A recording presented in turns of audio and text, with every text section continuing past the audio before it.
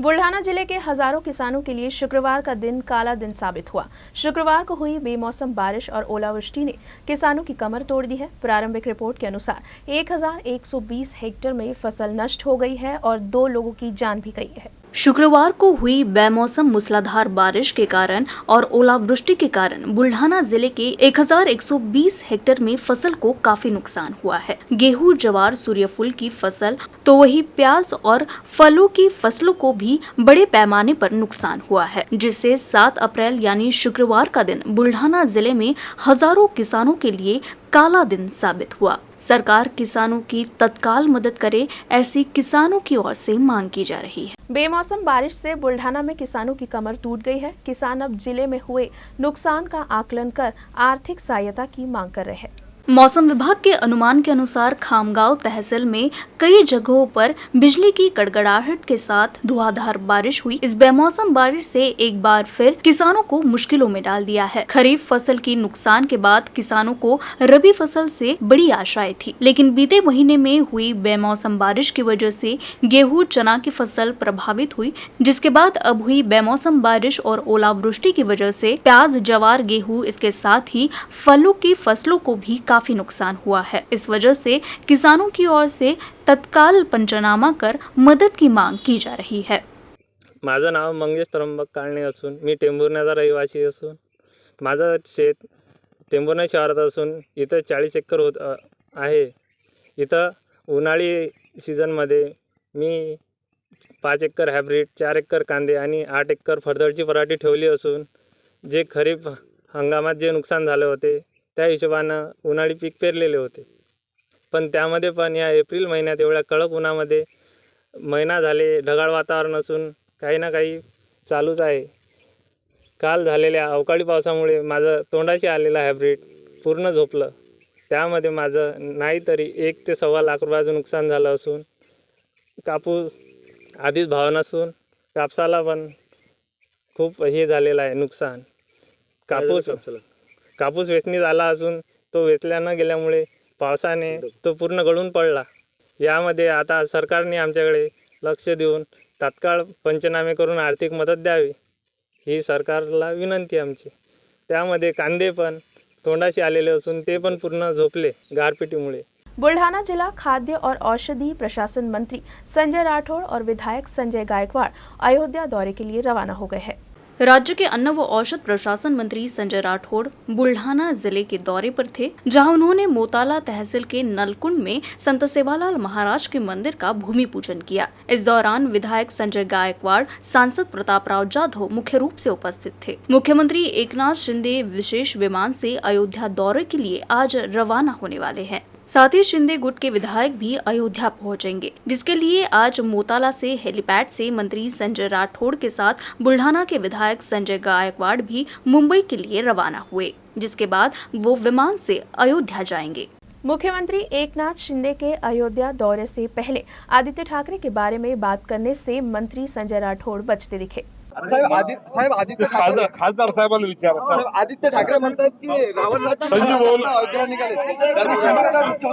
बुल्ढाना जिले के खाद्य एवं औषधि प्रशासन मंत्री संजय राठौड़ द्वारा सद्गुरु सेवालाल महाराज और रामराव महाराज मंदिर का भूमि पूजन समारोह संपन्न हुआ।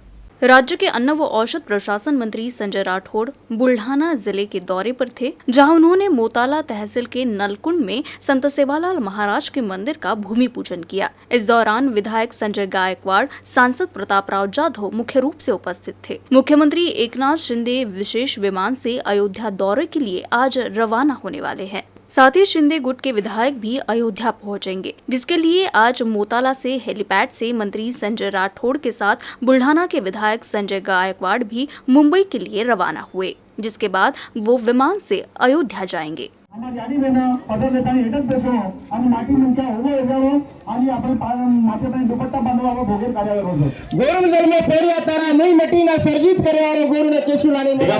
आपल्या सोबत संवाद साधते। सारी जय शिवालाल हेलिकॉप्टर भी उतरा सकते आखिर आचे लोगों की जगह हल्की जो कुछ करता है भाइयों। लगातार 3 दिन अवकाश होने से शेगांव में श्रद्धालुओं का तांता लगा है। पूरे महाराष्ट्र के कई भक्त संत गजानन महाराज के दर्शन करने के लिए शेगांव में प्रवेश कर चुके हैं। गजानन महाराज के दर्शन के लिए सुबह से ही श्रद्धालुओं का हुजूम उमड़ पड़ा है।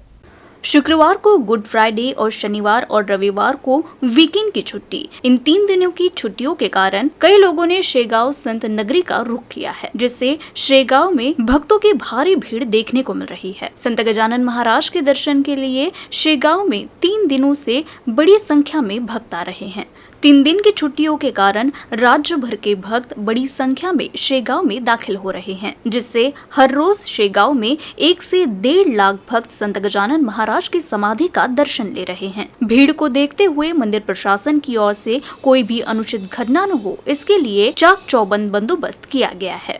आम्ही गजानन नगरी आलोय अकोल्यावरून आणि तिथे खूप फार गर्दी। आमचे मुलं सध्या आता 12वीला होते, त्यानिमित्त आम्ही 3 वर्षांनी इथे आलो आहे आणि दर्शन इतकं छान झालं आहे की म्हणजे सांगू शकत नाही आणि वातावरण इतकं अगदी प्रसन्नमय झालेलं आहे। आम्ही अकोल्यावरून आलेलो आहे, सगळ्या मैत्रिणींचा ग्रुप आलेला आहे। आमचे पोरं 12वीला असल्यामुळे आम्हाला 2 वर्ष कुठेच जाता आलेलं नाही, पण एक सलग 2-3 दिवसाच्या सुट्ट्या आलेल्यामुळे कुठे जायचं तर अकोल्यावरून शेगाव फार जवळ आहे, तर इथे आलं की अगदी प्रसन्न मन प्रसन्न होऊन जातं। असं वाटतं की आपण पूर्ण हॉलिडेज करून आलेलो आहे की काय। त्याच्यामुळे या प्रसन्न वातावरणात गर्दी फार होती, पण फार आनंद आणि प्रसन्न वाटलं आणि आम्ही आत्ताच दर्शन घेऊन निघालो आणि छान अल्पोहार करून मग आता घरी जातोय। उधर किसान नेता रविकांत तुपकर ने मुख्यमंत्री और विधायकों के अयोध्या दौरे पर आपत्ति जताई है।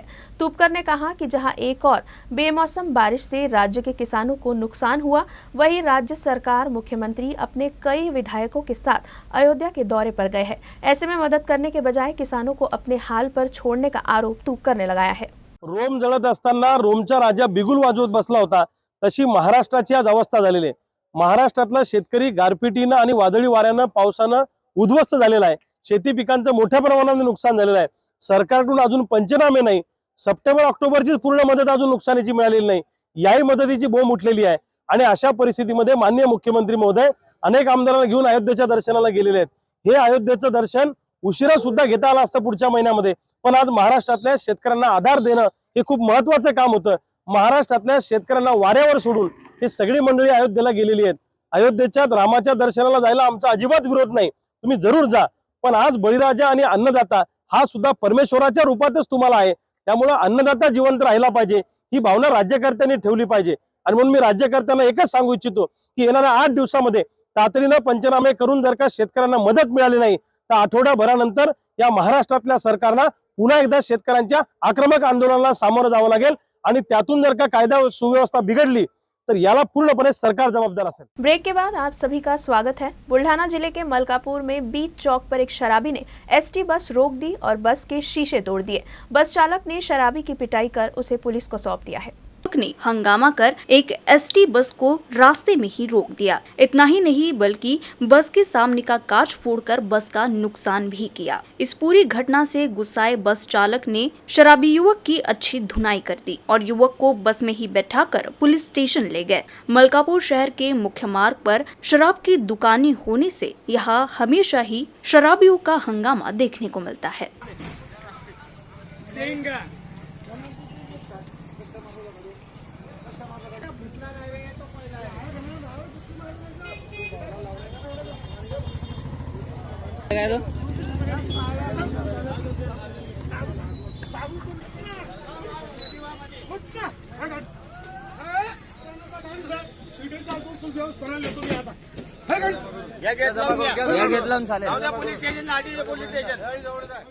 बुल्ढाना अर्बन परिवार की ओर से शनिवार को मुस्लिम भाइयों के लिए इफ्तार पार्टी का आयोजन किया गया, जिसमें बड़ी संख्या में सभी लोग शामिल हुए।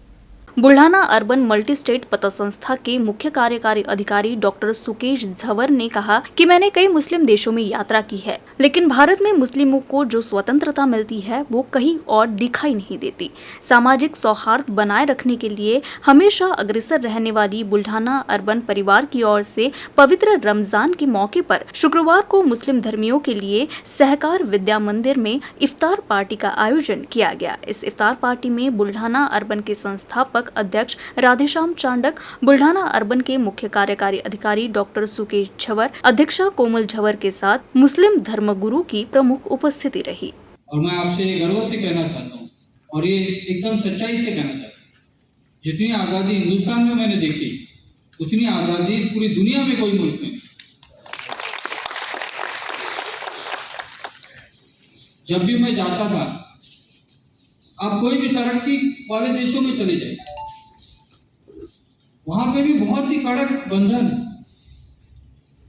बिल्कुल सब जो भी बंधन तो होने चाहिए, लेकिन हिंदुस्तान में जो आज़ादी हमने देखी उसकी तुलना मैं सही में कहीं और कर नहीं सकता, और वो हिंदू भाइयों के लिए भी लागू है। इतना सुंदर हमारा मुल्क है, इतना सुंदर हमारा कॉन्स्टिट्यूशन है, और निश्चित तौर पर इसी वजह से यहाँ जो भाईचारा है, इतने सालों का 140 करोड़ में इक्की दुक्की हरकत होना, एक दो घटनाएं होना बहुत मामूली बात है। अकोला जिले के मूर्तिजापुर तहसील में भी बारिश और तेज हवाओं के कारण कई किसानों के खेतों में लगी विभिन्न फसलें पूरी तरह से नष्ट हो गई हैं। किसान अब अधिक से अधिक सहायता की मांग कर रहे हैं। मूर्तिजापुर तहसील में हुई धुआंधार बारिश के कारण किसानों की फसलों सहित कई लोगों के घरों के छप्पर उड़ने से उन्हें मुश्किलों का सामना करना पड़ा। जीवनावश्यक सामान बारिश के पानी में भीग कर खराब हो गए हैं, तो वही सैकड़ों किसानों की पपीता और तरबूज की फसल इस बारिश की वजह से प्रभावित हुई है, जिससे किसानों को लाखों रुपयों का नुकसान हुआ है। धुआंधार बारिश की वजह से पारधीवाड़ा से कुरुमवस्से तक अनेक परिवारों के कच्चे घर ढह गए, तो वही कई स्थानों पर बिजली गिरने से मवेशियों की भी मौत हुई है। सरकार द्वारा पंचनामा कर नुकसानग्रस्त किसानों को जल्द से जल्द मदद की जाए, ऐसी मांग अब किसानों की ओर से की जा रही है। अकोला में मानवता पर कालिक पोतने वाली घटनाएं हो रही है। उप विभागीय अधिकारियों को दिए निवेदन में मुस्लिम संगठन ने मांग की है कि इस तरह की घटना में दोषी पाए जाने वाले अत्याचारियों को मौत की सजा दी जाए। बस स्टॉप पर पता पूछने वाली दिव्यांग महिला पर उसके दिव्यांग पति के सामने ही दुष्कर्म करने वाले आरोपी को अकोला की सिविल लाइन पुलिस ने गिरफ्तार कर लिया है। आरोपी का नाम गुलाम रसूल शेख मतीन है। तो वही अकोला जिले के बार्शी टाकली तहसील के धामनदारी में जिला परिषद स्कूल की चौथी कक्षा में पढ़ने वाली 4 छात्राएं दुष्कर्म का शिकार हुई है। इस मामले में स्कूल के 2 शिक्षक राजेश तायडे और सुधाकर ढगे, इनके खिलाफ बार्शी टाकली पुलिस थाने में दुष्कर्म का मामला दर्ज किया गया है। इन तीनों आरोपियों के खिलाफ कड़ी कार्रवाई कर उन्हें फांसी की सजा सुनाई जाए, ऐसा निवेदन मुस्लिम संगठन की ओर से उपविभागीय अधिकारी को सौंपा गया। इस दौरान मुस्लिम संगठन के कार्यकर्ता, पदाधिकारी और नागरिक बड़ी संख्या में उपस्थित थे। कुछ दिनों पहले अकोला की सरजमीन पर 2 घटनाएं हुई। बार्शी टाकली तालुके में 2 छोटी छोटी बच्चियों को छेड़ने की कोशिश की, उनके साथ जिना करने की कोशिश की गई, और अकोला की सरजमीन पर भी जो एक नाबिना के साथ एक शख्स ने बलात्कार किया, उसके साथ जिना किया। लिहाजा हम एसपी साहब से गुजारिश करते हैं, उनसे मांग करते हैं कि जिन्होंने जुर्म किया है, जिन्होंने बलात्कार किया है, उनको सख्त से सख्त सज़ा दी जाए और उनके ऊपर सख्त जो है कार्रवाई की जाए। हम एसपी साहब से यही जो है गुजारिश करते हैं। हमने और रज़ा एकेडमी और सुन्नी रज़वी वेलफेयर सोसाइटी और मरकज़ी सीरत कमेटी के जानिब से एसपी साहब को ये निवेदन दिया गया है कि उनके ऊपर सख्त से सख्त कार्रवाई की जाए। अकोला जिले से गुजरने वाले राष्ट्रीय राजमार्ग 6 पर निर्माणाधीन फ्लाईओवर के पास सर्विस रोड पर गैस टैंकर दुर्घटनाग्रस्त हो गया। हादसे के कारण यातायात बाधित हो गई है, लेकिन पुलिस की सतर्कता से एक बड़ा हादसा टल गया। राष्ट्रीय महामार्ग 6 के निर्माणाधीन फ्लाईओवर के पास सर्विस रोड पर स्थित आरजी राठौड़ महाविद्यालय के पास एक गैस टैंकर डिवाइडर से टकरा गया। घटना की जानकारी मिलते ही मूर्तिजापुर शहर पुलिस घटनास्थल पर पहुंची और यातायात को डाइवर्ट किया। टैंकर चालक के अनुसार बारिश की वजह से सामने कुछ न दिखाई देने की वजह से यह हादसा हुआ। वैसे गनीमत रही कि इस हादसे में कोई हताहत नहीं हुआ। खबरों का सिलसिला यूं ही जारी रहेगा। आप देखते रहिए यूसी न्यूज।